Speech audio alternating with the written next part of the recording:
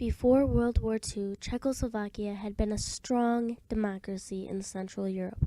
However, beginning in the mid-1930s, it faced challenges from both the West and the East, and the years of economic growth came to an end with the Great Depression and the rise of Nazi Germany. The Germans and the Czechs did not get along very well. Hitler wanted Czechoslovakia for himself, and everyone knew it. And in Czechoslovakia, their German population increasingly came to support the Sudeten German Party, which received financial and other support from the Nazi regime and won almost 2/3 of the German vote in the local elections of 1935.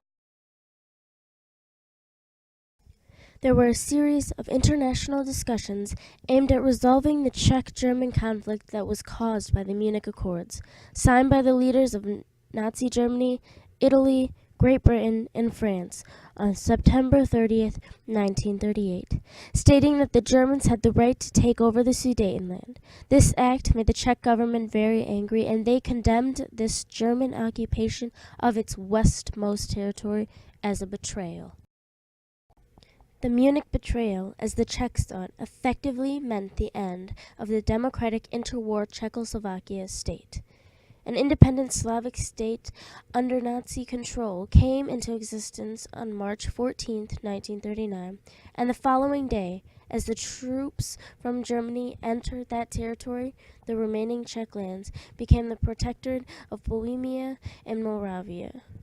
However, President Benz, who had fled to London, was organizing a government in exile, which gained recognition from the Allies in 1941 and 1942.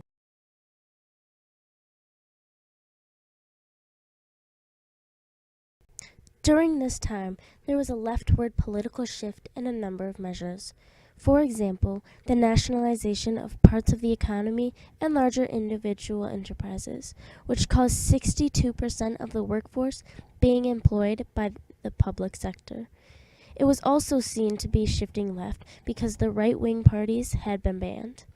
Because of this, the Communist Party was by far the dominant party, winning 38% of the vote in the elections of May 1946, where Klement Gottwald was elected prime minister, who created an alliance with the Soviet Party. After the alliance between the USSR and Czechoslovakia formed, they formed a coalition government with Benz as president and Gottwald as prime minister.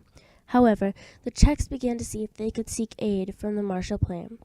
The USSR was very against this, which led to them approving a coup from Gottwald to remove all opposition and remove Benz from power, which led to the highly suspicious suicide of the non-communist foreign minister Juan Masaryk on March 10, 1948, and left only communist representatives left, effectively creating a communist state. The coup had 4 reasons for happening. 1. Stalin was paranoid of the collapse of the USSR's control in Eastern Europe. 2. Domestic tensions within the state seemed to be leading toward a civil war. 3. A situation was unfolding in the Yugoslavia, where Tito was trying to gain control, and the Soviets didn't want the same to happen in Czechoslovakia. And finally, 4. That the elections in 1948 showed that the communist vote had decreased by 25%.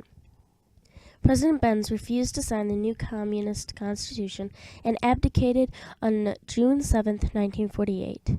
He later died on September 3rd of that year, leaving the presidency to Gottwald.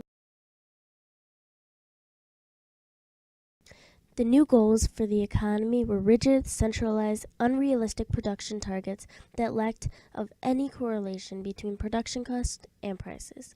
There was also excessive bureaucratization, incompetent management, and lack of incentive due to the principle of equal wages for blue and white-collar workers, as well as the fact that workers weren't allowed to be fired.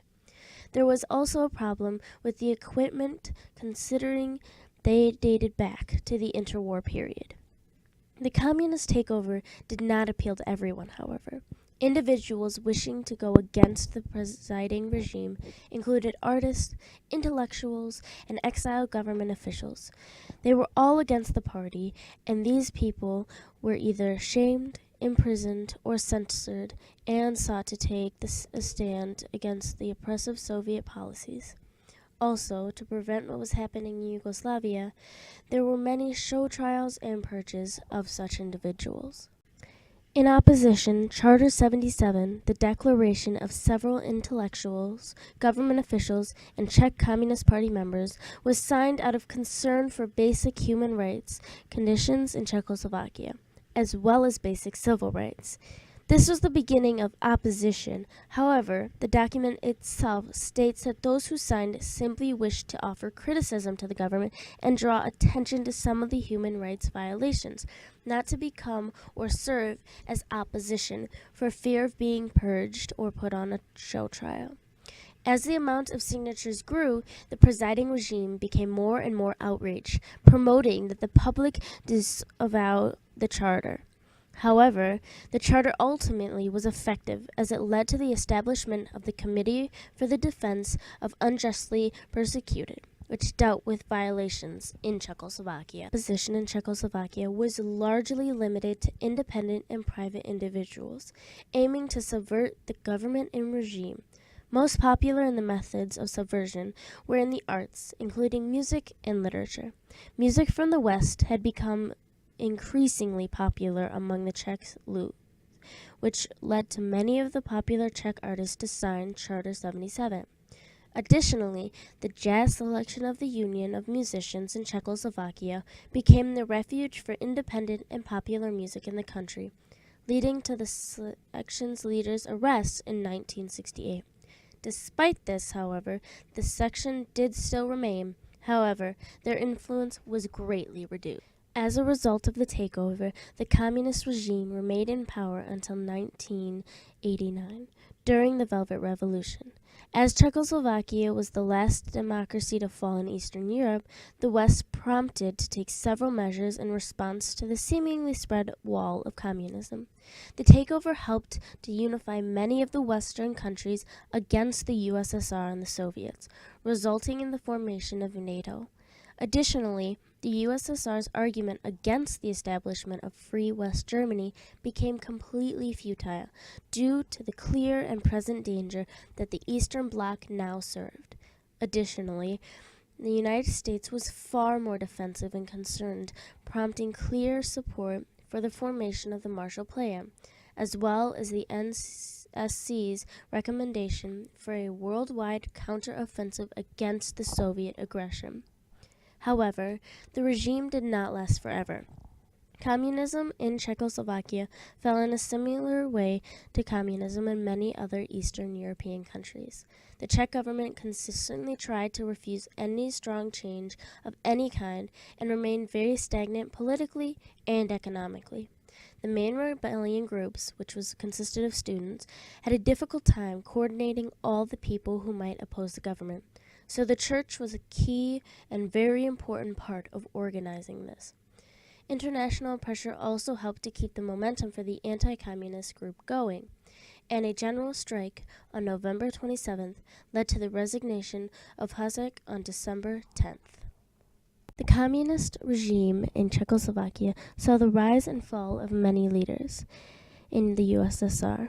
After Stalin, each following leader caused the Soviet influence to decrease more and more. In the U.S., however, Truman in 1948 cuts off a huge loan into Czechoslovakia on the grounds that they opposed a rearmed Germany. This led to a huge communist political gain. The Eisenhower administration led the Egyptian-Czech arms deal, which gave Egypt $250 million in arms through Czechoslovakia, which also impacted the Arab-Israeli conflict. Then, the Nixon Doctrine affirmed that the U.S. would move to protect countries it considered allies in case of aggression from other countries. However, this applied to the Vietnam War, not for Czechoslovakia. Overall, Czechoslovakia went through a lot of changes during the 20th century. From its democracy to its communist regime to the fall of its communist regime, Czechoslovakia saw it all and somehow managed to still be one state, until on November 13th, the Federal Assembly passed Constitution Act 551, which settled the division of property between the Czech lands and Slovakia.